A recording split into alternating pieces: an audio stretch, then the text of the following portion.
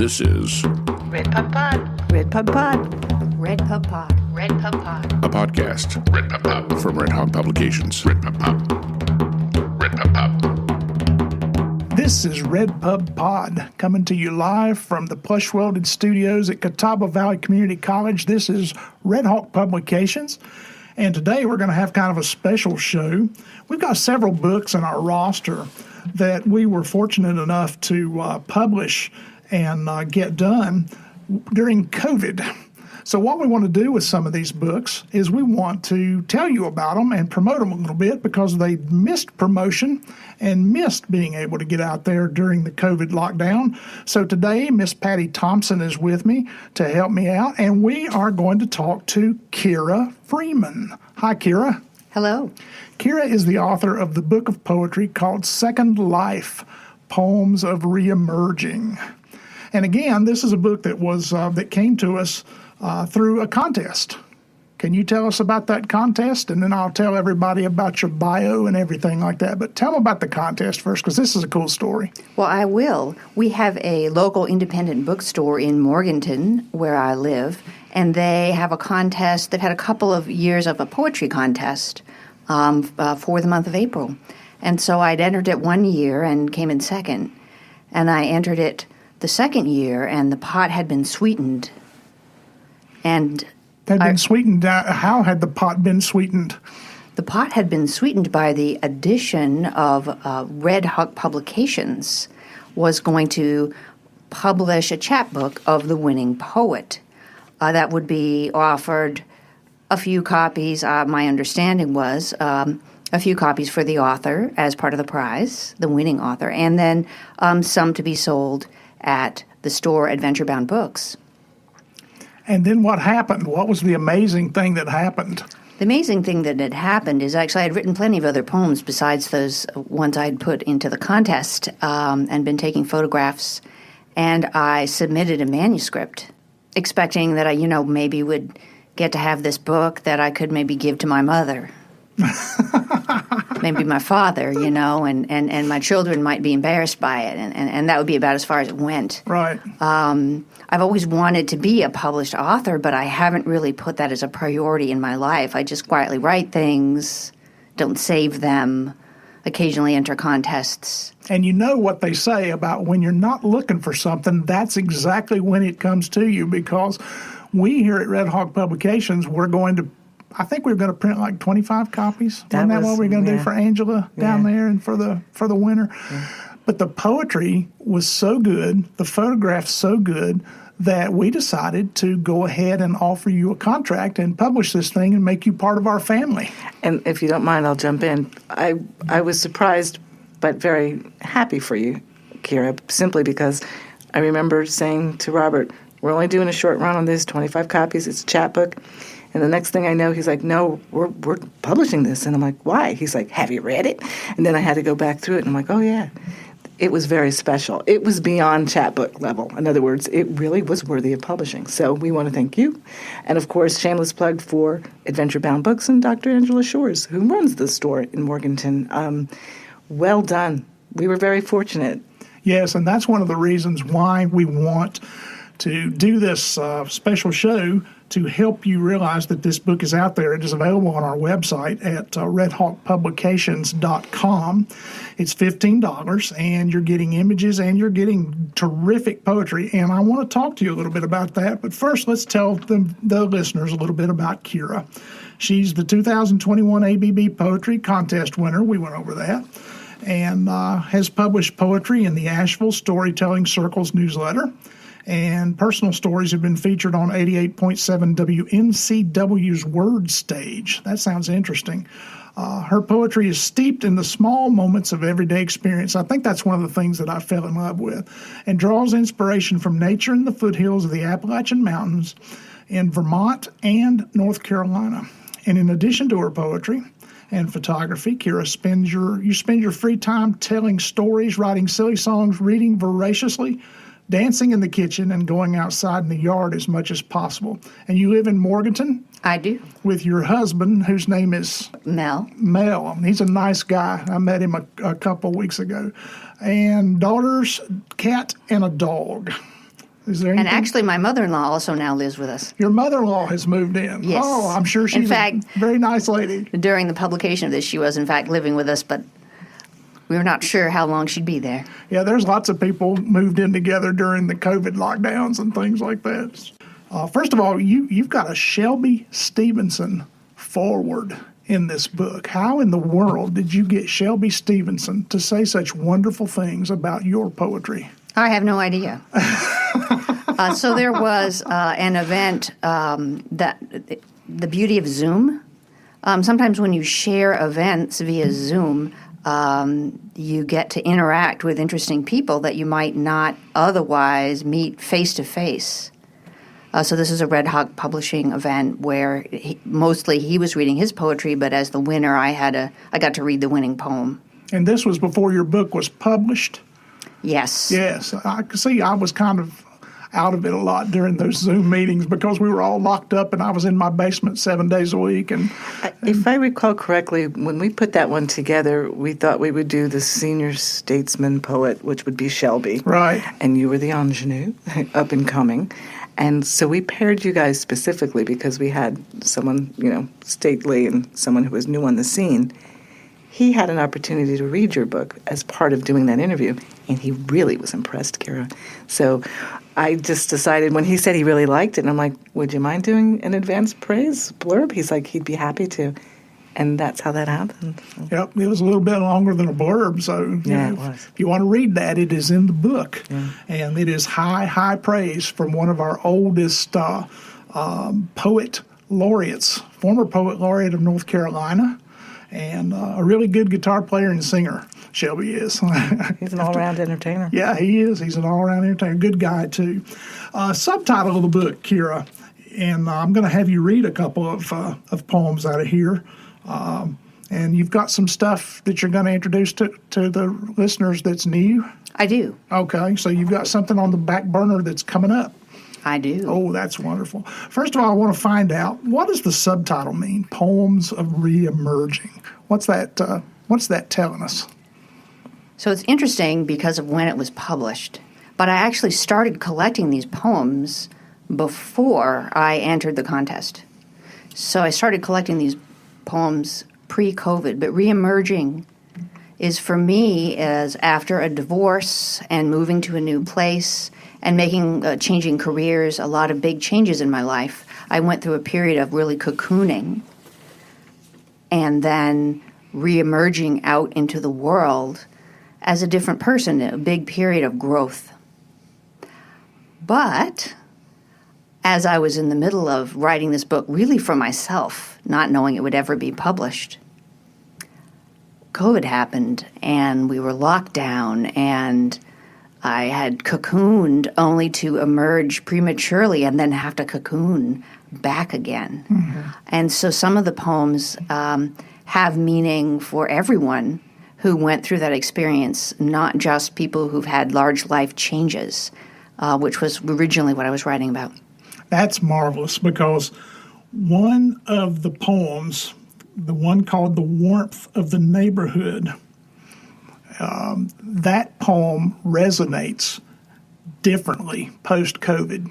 Do you think so? I wrote it for the contest, so that was written in 2021. Oh, that was the contest winner. It was. So that was written. That's what I thought. Yeah. So there's a mix of poems that were written pre-COVID and like during the middle of COVID, and even the period right before the book was published, where we had some hope that maybe things would let up. So there's all of that is in there, and it's interesting when I read through it. I know which ones were COVID inspired, but I don't know that other people would be able to tell.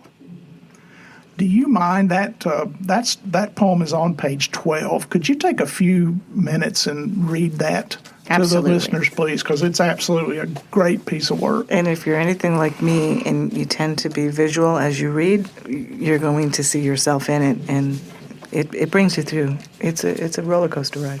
Yeah, and again, it resonates differently during COVID, and you read it now after COVID, after we're somewhat free from it, and it's an entirely different thing. So here is Kyra Freeman with the warmth of neighborhood. On our front porch, I pause to breathe in the warmth of neighborhood. The Sunday solo of redemption soars from the parking lot as a little sister holds ribbons while a big sister brushes, releasing stray strands of long black hair to the birds. A football lobbed into 6-year-old hands wobbles and bounces around the corner. That wooden fence that I had erected does not obscure the tang of lit charcoal or the memory of the neighbor grilling shirtless. A cat steals outside to lie in wait under parked cars, and my muzzle-blackened dog digs out a flower-bed tennis ball. The cruiser asleep on the lawn signals that the policeman is off today. A mother and grown daughters in pink and purple sneakers chase each other for another lap around the block as lace curtains part across the street. Pollen-speckled water from a lovingly washed truck winds snake-like into our yard. The warm breeze tags along as the groceries and I head inside. Sometimes the days of ease give way. The door is closed against the claws of fear, and the porch stands empty. Darkness descends and transforms into those nights when my purse is stolen from my unlocked car, when an unknown van slowing by our house makes my husband's heart race, when the ambulance flasher's sudden reflection is magnified in black windows, when a helicopter and a gunshot echo inside the city limits, when we do not feel safe enough to shake hands. Those nights will give rise to morning and bring walking dogs and Wednesday trash cans on the curb and Eugene's mail truck squeaking as it rounds the corner. We neighbors will wave and stop the chat and reintroduce ourselves. Someone will mount the steps to leave a gift on our front porch. Thank you. Isn't that just marvelous? I mean, how prescient that it was written before the COVID lockdown. This one was not. Oh, this one was not. This one was written in 2021, in March of 2021, for the contest. Oh, okay. Okay, so it was written during the job. Now, some of them were written before, so. But the lines about, too afraid to shake hands and reintroducing ourselves and things like that, that's a lot of what we feel. But also, too, if you were to even take COVID out of it, it still looks like something that resembles, to me, a neighborhood. And it resembles that fear we have at night and those kind of things. Just really, really accessible and nice alliterations you've got in there as well. So why did you decide to have images in with the book as well? Lots of poets, we've published lots of poets and only got a few who have asked to have images included, including a new one we've got coming from Kincaid Jenkins called Drinking with Others, Poetry by the Pint. He added images to his. Why did you decide to add those images? My original degree 100,000 years ago was in studio art, and my dream at that time was to publish a children's book and be the illustrator. I have 25 years as a school librarian, much of the time reading picture books. And so text and images go together for me. Also, the way I write is like a visual artist writes. I really draw from images in my writing, and I hope that people can picture them in their mind. And that's what I was saying about that particular poem you just read. As I read it, I see myself and my neighborhood and my husband and our home and what we do at night and pray for the morning to both be around. So, I mean, I really do visualize everything that you put into words. I had fun. I gave a copy of this to Eugene the mailman since he's mentioned by name. Mm-hmm. And unfortunately, the neighbor grilling shirtless has since died of COVID. So this is really about my neighborhood. And the feelings that I have about it are, for me, I tried to put them in the poem. Yes, your stuff is very visual. What is the poem where you write? It's the first line of it is "Learn to love the broken." One woman, here it is. one woman's trash. One Woman's Trash. Yeah, this is a marvelous poem.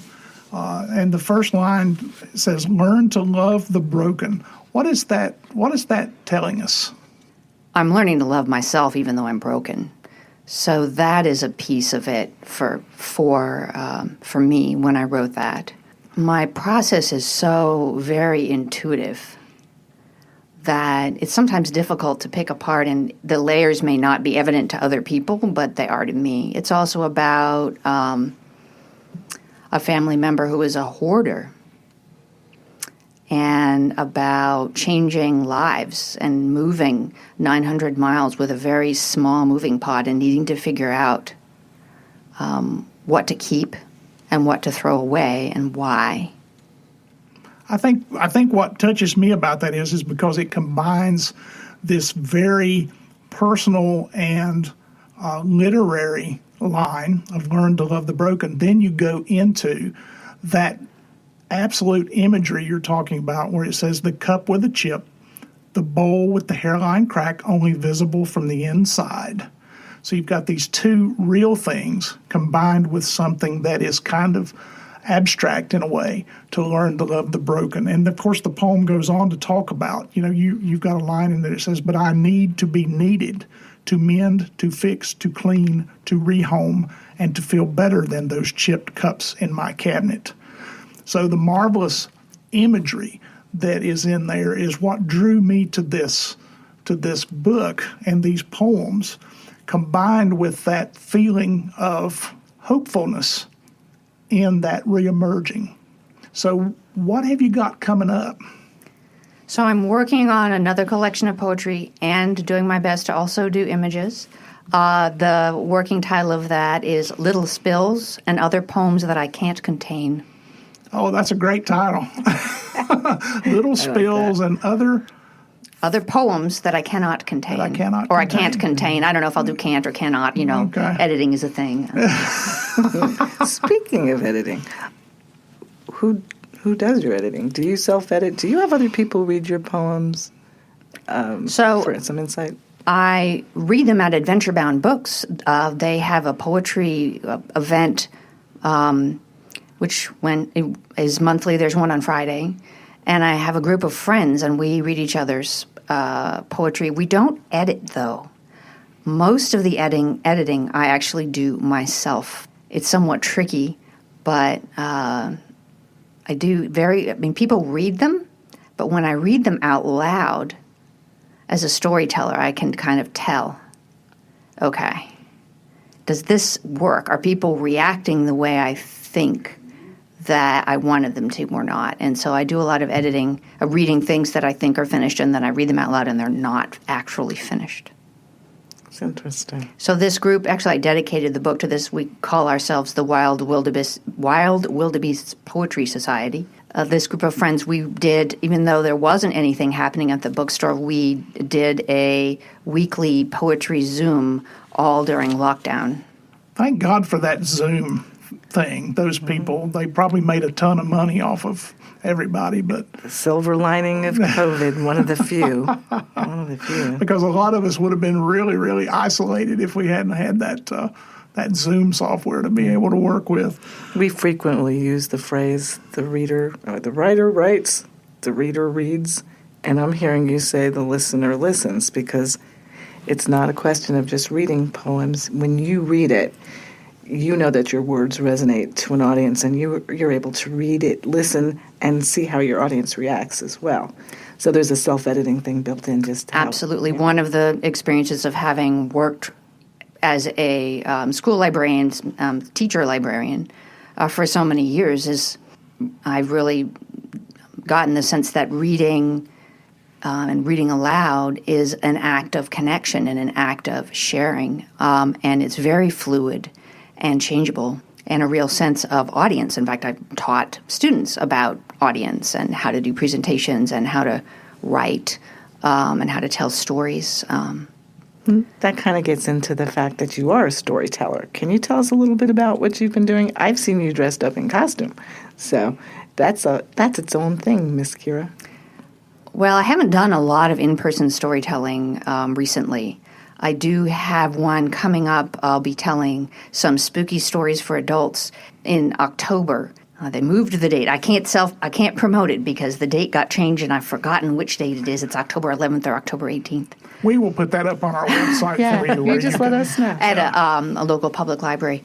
The secretary of the Asheville Storytelling Circle, and I learned to tell stories mostly as a librarian and as a teacher, and then I started really getting obsessed with The Moth on NPR and started to write, instead of just doing traditional stories, started to write autobiographical stories, and I did some story slams, none of which I won, but it's always a good experience.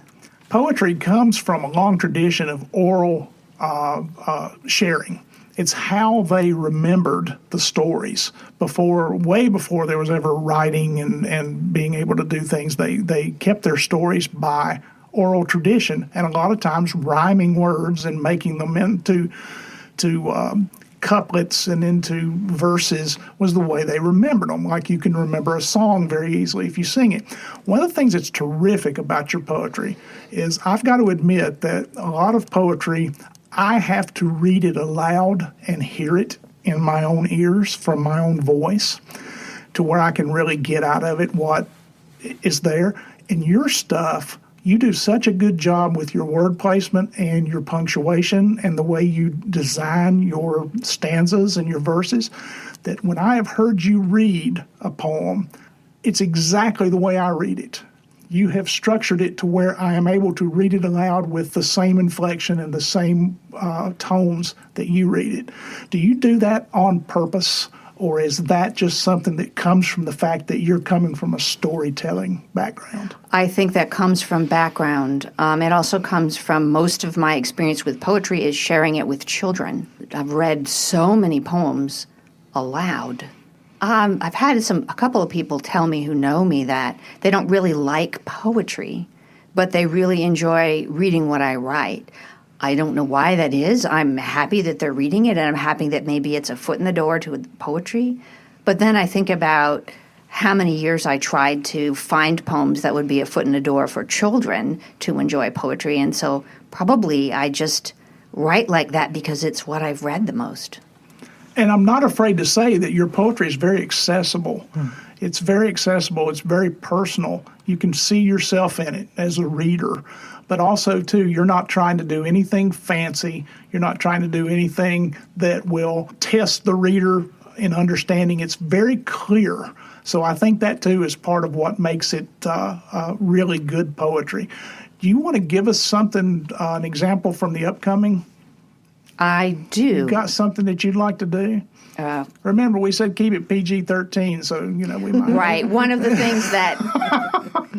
So most of my poetry post-2018, when I left the public school system, was all part of my lesson plans and written with or for children as examples. And I don't even have any of it anymore.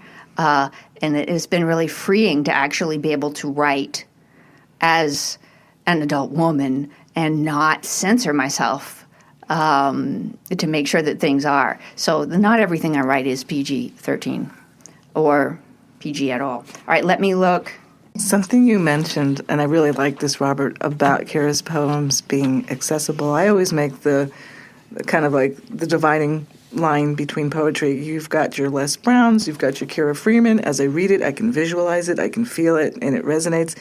Then you've got your Al McGinnis, who I adore, but he makes me fight for it. It's like right. reading a crossword puzzle or New York Times. It's like I really have to dig into it, and I like that. That stretches me, and I like them both. But like I say, Kyra, as a woman, also of a certain age, it's like when I read hers, I feel right in place as I hear them. So. Yeah, one of the first classes I taught of poetry here at Catawba Valley Community College was. I said, okay, folks, we're going to start our poetry unit, and they all groaned. 25 of them groaned at the same time, and I just said, now look, you're not going to like every poem you read, and you're not going to like every poet, but there are poems and poets out there who will speak to you if you know how to read it. So one of the things we did in there was we taught the students how to read a poem, what a poem does. That's where I came in contact with Gwendolyn Brooks and Langston Hughes, and they're poets like Kyra that are very accessible. They say what's in their heart, and therefore it hits your heart instead of going through your mind. A lot of times it hits your heart. So, Kyra, you found one. I found so many, it's hard to decide. I thought this whole time you were looking for the ones that weren't blue. Okay. Oh no! I only really in the book actually, the Second Life book. There is one, and maybe it's not that. It's a rap song, so it speaks with that language. Right. This is not. This is not yet published. It's called Detour Home. An alien, a visitor from another life, I navigate the airport rental car with a push-button start sequence that took me a full 10 minutes to crack. I am in the wrong lane for the turn, and I wonder if I should have linked my phone to the car and had it calculate correct directions. I drive. I drive until the street names return from my unconscious.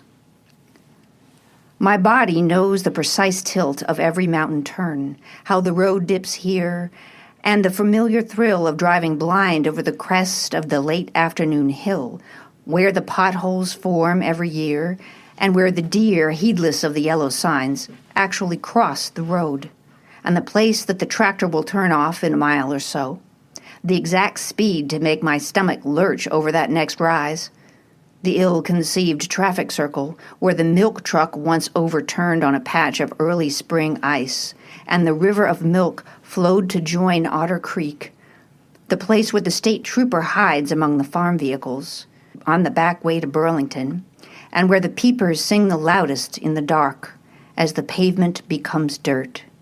These things are still written beneath my skin.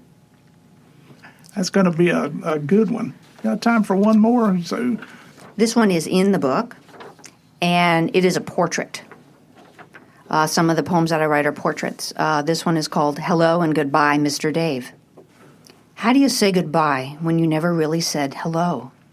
I can count the conversations I have had with you in 45 years on one hand, and yet I remember your hands being so much a part of my life.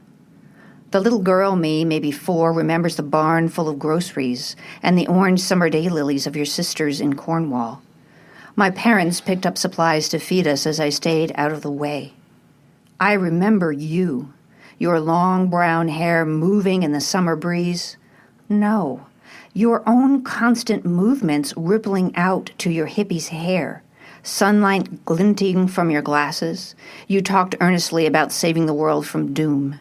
Your hands gestured to the ground, air, the mountains, while handing us our food. I remember my mom working at the bike and ski center, she who could neither bike nor ski. The piles of papers were deep as the stairs to the office were steep. The creaking old wooden floors were flecked with bike grease and ski wax, and the smell of bike tires mixing with the click, click, click when I turned the pedals. Your hands adjusted the training wheels for me, helped with the brakes. I still use the skis we bought from you decades ago, and I think of you every time. That parade when you rode the bicycle from 100 years ago with the giant front tire, the playing card bicycle, I thought you were the coolest dude ever. You mounted that enormous thing with such grace, and in my memory you were even dressed for the part. I remember you as my father's friend. You rivaled him in grouchiness. You both loved machines of any kind, and the two of you would talk about them the way my mother talked to her friends about people and babies. The motorcycle with the sidecar that you let my father borrow left me in abject terror. I did not think that one should move so fast, so close to the ground. My sister wanted to ride again. I was told that you were shy. I thought that you didn't like children or people in general, and somehow you kept ending up surrounded by a tribe. I remember you at Quaker meetings, sitting in the silence with your mind whirring. Overpopulation, war, pollution, nuclear power, big misses. David Tier got arrested again, protesting again, I remember people saying. I imagine you handcuffed, tear-gassed, behind barbed wire, but everyone around me seemed to think it was no big deal. By the time I was in high school, I knew you as the grouchy, generous man who took in the outcasts, mentor to the misfits. Your hands fed strays, the animal and the human alike. The heated monologues about the perils of the world were at odds with the joyous bouncing of your feet at contra dances. We all remember you eating a pint of Ben & Jerry's and spotting you on a bike all over the Champlain Valley on the same day. As my old car struggled up the Ripton Gap on the way to Boston, I would come around a corner to find you on your bicycle steadily climbing like the Tour de France. And then you became Mr. Dave of Grandma Donna and Mr. Dave, tandem bike racing duo. I still do not understand your patience as you pulled her up and down all of those Vermont hills. Boat motors appeared in the shed at my mom's house, National Geographics in the bookshelves, wooden toys and new bicycles under the Christmas tree. The magnificent Studebaker and Pogo the boat joined the family too. Your hands came to hold my daughters. You shepherded them on adventures outside. My own little girls remember you helping with training wheels and brakes and tires. When I saw you this summer, I still didn't wave. I just pointed you out to my friend. There is Mr. Dave on his bike. He's kind of my stepfather. I had no idea what to say when I sat down next to you on the front porch and watched the sky.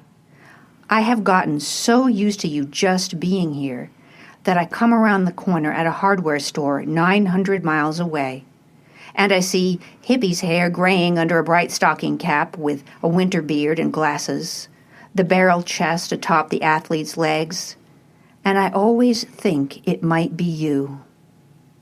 Hello and goodbye, Mr. Dave.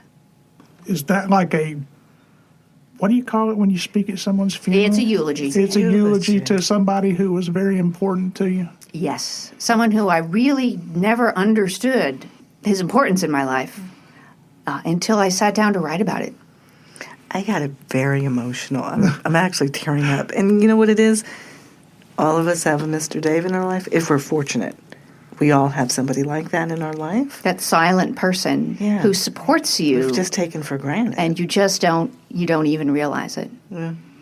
See, that's the kind of thing that I told you about when we got this in. I said this resonates with the human condition much more than I ever expected it to. Yeah. You know, we've got such talented people here in this part of North Carolina and in the whole state, and we were very, very fortunate to find Kyra Freeman from this contest, and we look forward to what you're going to do for us next. I like how you talk about him on a bicycle with the big front wheel, and you avoid using the word velocipede because it probably would have confused the reader. But that's what you're talking about, right? It's exactly what I'm talking about. The playing card bicycle. I mean, I can use different words. I guess working with children for such a long time, I try to be as direct as possible while at the same time being multi-layered for people who can understand it. See, that's the genius of it. That's the part of it that makes it accessible and makes people not turn away from it when you mention the word poetry. Because you say you just need to read this. Read it. And, if nothing else, read it out loud to yourself, and you'll hear it. You'll hear the crunchiness of it. You'll hear the alliteration of it, but also too, you will hear something about your own life in it, even though you've never met the poet. And so much literature, its legs, what makes it last a long time, is because of those things, and you've tapped into it in spades. So thank you for being a Redhawk Publications poet. And we do have to give props to Dr. Angela Shores, owner of Adventure Bound Books in Morganton, North Carolina, because she brought us you. Well, thank you. Thank you so much. I really appreciate it. Well, ladies and gentlemen, that's it for this episode. We'll come to you later on with some more COVID episodes with promotion for books we did during the COVID outbreak. For now, we want to say goodbye to Kyra Freeman and thank you for being here. Patty Thompson is also saying goodbye. She's looking at me now like, what the hell are you doing? So I'm still wiping my tears from Mr. David. And thank you guys out there for joining us at RedPubPod. Let's hear you say it. RedPubPod. RedPubPod. And y'all take care. This has been RedPubPod. RedPubPod. RedPubPod. RedPubPod. a podcast RedPubPod. from Redhawk Publications. RedPubPod. RedPubPod. Let's hear you say it.